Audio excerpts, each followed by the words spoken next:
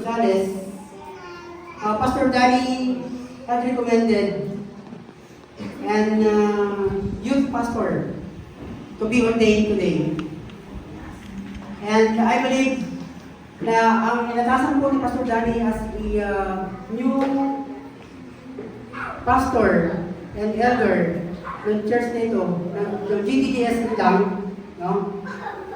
Ay magkabag po siya ng katuwang na maglilingkod po sa ating Panginoon.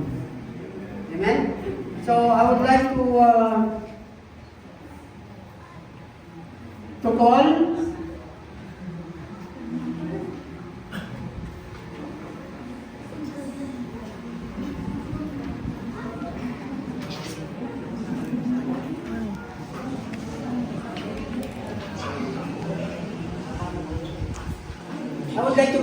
Renelyn Culinario upang po-welcome.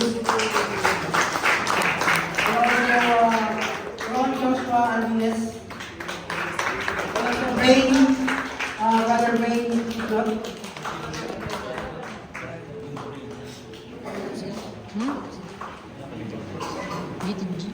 Cavite. Pastor. Youth pastor. Amen. So, sila po ay taga-GBGS lang, and we are going to ordain them as a youth pastor and elders of GBGS lang. Right? So, before we start for the ordination,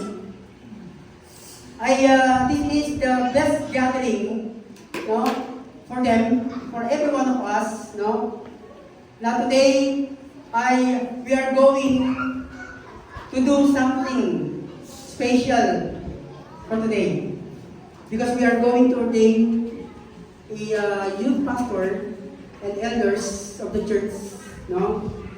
Kaya nga po, mahilang po natin that Pastor Danny, no, he recommended to ordain this woman and man of God and elder, no, to be a committed, hindi committed ang utak, committed, no?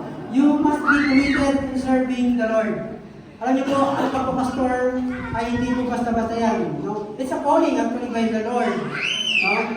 But once you accept the ordination, so you must obey what the Lord instructed to you.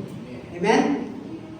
So I am going to ask, sino ba yung mga Pastor Boy also? Please come forward, Pastora Sally, Pastora Celsa, Pastora Clarita. Sila po yung pastor in GTGS Kabalakat, Indang. Okay?